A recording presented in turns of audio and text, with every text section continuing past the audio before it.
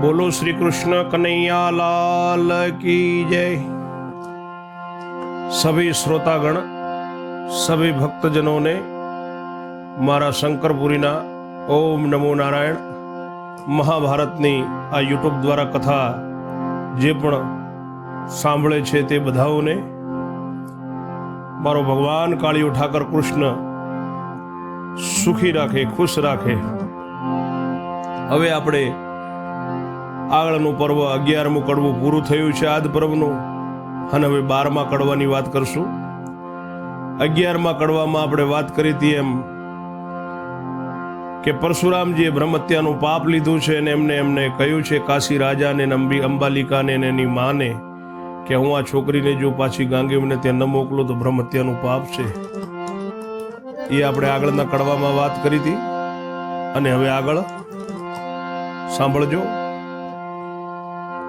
वैशंपाए एणी पैर बोल्या सुन जन में जय राय, विस्तारी तुझने संभळावूं आध पर्व महिमाय। ऋषि वैशंपाए बोल्या छे कि हे जन्मे जय राजा तू सांभळ ध्यान थी, तने हूँ संभळावुं छुं, पूरो आद पर्वनो महिमा कहूं छुं। गुरुए विद्यार्थीओ मोकल्याने गांगेव तेड़ीने आवो, 1000 कामो पड़ता मुकावी हाल ने हाल लावो।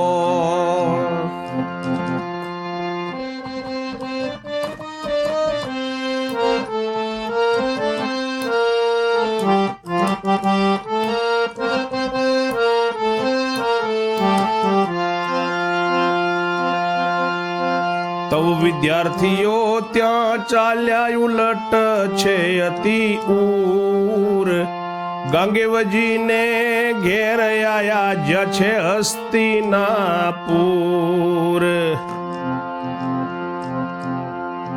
गांगेव कहे पधारो महाराजा केम तसदी लीधी, विद्यार्थी कहे हाल ने हाल तेड़े गुरु महाराजा।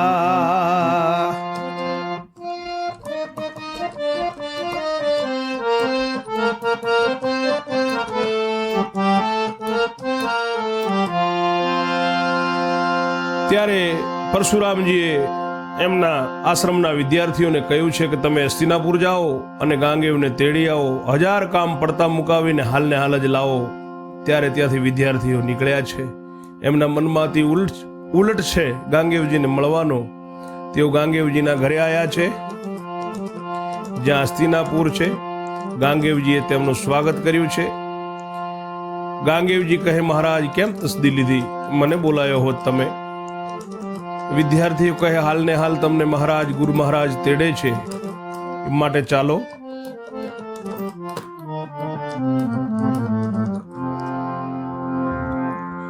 मचगंदा कहे जाओ दीकरा गुरु ने कामे पहला, तब गांगे वे रथ जोड़ियो निकल्या रे वेला वेला। विद्यार्थियों ने साथे लीधा आया गुरु ने ठाम, चरण में जई शीश मूक्यु मने तेड़्यो छे शुं काम। त्यारे गांगेवनी मां मचगंदा एम कहे कि हे दीकरा वेला वेला तमे जाओ, गुरुना आदेश छे तो गुरुना आश्रम में तमे पधारो, गुरु शुं कहे छे जाओ, पहला गुरुनु काम करो। त्यारे गांगेवे रथ जोड्या छे अने सवार में रथ घोड़ा लई अने बधा विद्यार्थीओने साथे लई अने गुरुना आश्रम में आव्या छे। गुरु चरण में जईने शीश मूक्यु छे अने गुरुने प्रणाम कर्या छे। गुरुर ब्रह्मा गुरु विष्णु गुरुदेवो महेश, गुरु साक्षात पारिब्रह्म तस्मै श्री गुरुवे नमः। गुरु महाराज ने प्रणाम कर्या छे गांगेवजीए कि हे महाराज मने शुं काम तेड़्यो छे। परशुराम कहे तन मारा तू गयो काशी देश, ત્રણ કન્યાના હરણ કીધા જીત્યા સર્વ નરેશ. વિશ્વમાં મુજને રે શોભાયા પી લઈ ગયો કન્યાએ, પણ એક કન્યા મૂકી રઝળતી તે કર્યો અન્યાય. એટલું મુજને રે લક્ષણ આપ્યું ઓરે મારા તન, ગાંગેવ કહે આવી હશે કન્યા તમ તણે ભુવન. ત્યારે પરશુરામજી કહે છે કે હે પુત્ર, હે શિષ્ય, તમે કાશી દેશ ગયા હતા અને ત્યાંથી તમે 3 કન્યાઓના હરણ કર્યા, બધા રાજાઓને તમે જીત્યા છે. વિશ્વમાં તમે મને શોભા આપી, પણ તમે એક કન્યાને રઝળતી મૂકી છે, એટલે મને લોચન આપ્યું છે. મારા શિષ્ય ગાંગેવજી કહે પ્રભુ, એ કન્યા તમારા ભુવનમાં આવી છે. પરશુરામજી કહે હા આવી છે. પરશુરામ કહે હા આવી છે, નથી મારે તારી ચોરી. આવો કાશી રાજા અહીંયા બેસો, બોલાવો તમારી છોરી. તવ કાશી રાય ને એની રાણી ત્રીજી કન્યા જે, 3 જણા બહાર આવી બેઠા પણ ધુજે છે દે. ત્યારે ગુરુ મહારાજ કહે છે કે હા, કઈ મેં તારી ચોરી નથી કરી, કન્યા આવી છે મારા ત્યાં. આવો કાશી રાજા, કે તમે બહાર આવો. ગુરુએ બોલાયા છે કાશી રાજા, એમની રાણી અને એ અંબાલિકા કન્યા 3 બહાર આવીને બેઠા, પણ એમનું શરીર ધ્રુજે છે ગાંગેવને જોઈને. તે પછી ગુરુ બોલ્યા તું કન્યાને લઈ જા ઘેર. ગાંગેવ કહે કસુર કન્યાની તે સોંભળો મમ પેર. હું કન્યાને લઈ જાતો તો પંથ જાતા એમ, હું સલ્લરાયને વરી ચૂકી છું, લઈ જાય મને કેમ. ગુરુ મહારાજ, કન્યા એવું બોલી હતી હું જ્યારે ત્યાંથી લઈને નીકળ્યો ત્યારે. આ અંબાલિકા એવું બોલી હતી કે હું સલ્લરાજાને વરી ચૂકી છું, તું મને ક્યાં લઈ જાય છે. એટલે મેં પર કન્યા રે જાણી ઉતારી મૂકી તરત. હવે એ કન્યા નથી કામની, ભાગે છત્રીનું વ્રત.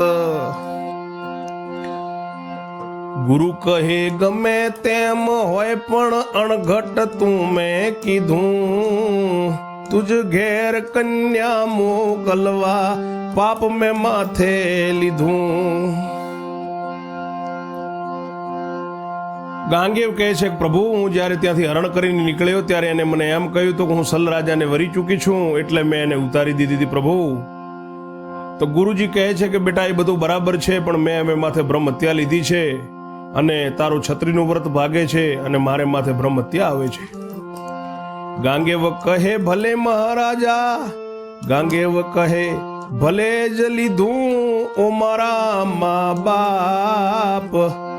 એ કન્યા હું લઈ જાઉં તો બ્રહ્મ હત્યાનું પાપ. હવે ગાંગેવે પણ પાપ લઈ લીધું. ગુરુજી, તમે લીધું હોય ભલે લીધું, પણ જો હું લઈ જાઉં તો મને બ્રહ્મ હત્યાનું પાપ છે. પરશુરામ કહે એ શું બોલ્યો, થઈ જશે કાળો કેર. મારું કયું માને નહીં તો મારી નાખું તને ઠેર. પરશુરામજી કહે છે કે તું એ શું બોલ્યો, જો મારું કયું નહીં માને તને ઠેર મારી નાખીશ.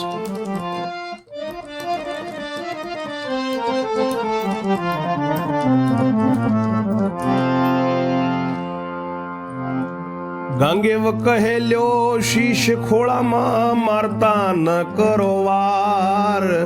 ગુરુ કહે એમને એમ મારું તો મુજને છે ધિકાર. યુદ્ધ કરીને મારી સતને મસ્તક તારું કાપું. ગાંગેવ કહે યુદ્ધ કરો તો વિદ્યાની પરીક્ષા આપું. ગાંગેવજી ગુરુ મહારાજને કહે છે કે હે ગુરુ મહારાજ, હું મારો શીશ આપું તમારા ખોળામાં, તમે મને મારી નાખો.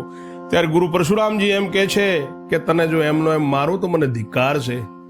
યુદ્ધ કરીને મારીશ તને અને તારું મસ્તક કાપીશ. ગાંગેવજી પણ એ ગુરુ કરતા ચડિયાતા હતા, એ ગુરુના શિષ્ય પરશુરામના શિષ્ય હતા. એ કહે છે કે યુદ્ધ કરો તો હું તમને વિદ્યાની પરીક્ષા આપું, તમે મને કેવો શીખવાડ્યો છે.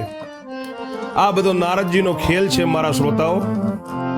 નારદજી ત્યાં આકાશમાં નારદીઓ ઉભો ઉભો બધું જોવે છે. એટલે ગુરુ અતિશય કોપ્યા, રથ કર્યો તૈયાર. રક્તલોચને યુદ્ધે ચડિયા, હાથ લીધા હથિયાર. ગાંગેવજી પોતાને રથ બેઠા, નીકળ્યા મઠ બાર. સામા સામા ક્રોધે ઉભા, ગુરુ બોલ્યા તે વાર. સમજ દીકરા લઈ જા કન્યા, વચન અમારું માનો. ગાંગેવ કહે યુદ્ધ આરંભો, વિપ્ર લાડુ ખાઈ જાણો. ગાંગેવજી કહે છે કે ગુરુ મહારાજ, હું વિદ્યાની પરીક્ષા આપવા માટે તૈયાર છું, કઈ વાંધો નહીં, તમે યુદ્ધ કરો તો કરો, પણ હું ન લઈ જાઉં કન્યા. એટલે ગુરુ ખૂબ કોપ્યા છે અને ગુરુ મહારાજે રથ તૈયાર કર્યો અને લાલ લોચન કરી, લાલ આંખો થઈ છે, એમની હાથમાં હથિયાર લીધા છે. ગાંગેવજી પણ પોતાના રથમાં બેઠા અને મઠની બહાર આવ્યા છે. સામા સામા ગુરુચેલો ક્રોધમાં ઊભા છે. ત્યારે ગુરુ ફરીવાર બોલ્યા છે કે હે દીકરા, સમજી જાઓ.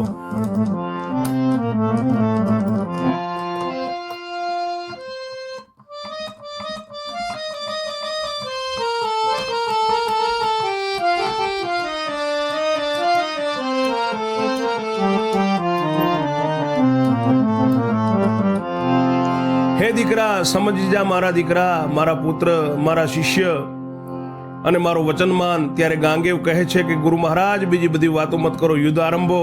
તમે બ્રાહ્મણો વિપ્રો ખાલી લાડુ ખાઈને જ જાણો, તમારાથી યુદ્ધ ન થાય. એટલે ગુરુ વિશેષ કોપ્યા, કીધો ધનુષ્ય ટંકાર. ગાંગેવે પણ ધનુષ્ય ચડાયું, ક્ષણ ન લાગી વાર. ગુરુ ચેલા ગાજિયા, યુદ્ધ પરમ પાર. પણ ગુરુ ચેલા ગાજિયા અને યુદ્ધ પરમ પાર. નારદ અંતરિક્ષે આવ્યા, અરે વલ્લભ કરે વિચાર. મિત્રો, ગુરુ ચેલો બહુ ગાજ્યા છે, સામ સામે યુદ્ધ ચડ્યા છે, નારદ અંતરિક્ષમાં આવી ઊભા છે. ત્યારે વલ્લભ એમ વાણી વધે છે કે હવે આપણે આગળ 13મા કડવામાં જાણશું. ત્યાં સુધી બધા મિત્રોને ઓમ નમો નારાયણ. જય શ્રી કૃષ્ણ મિત્રો.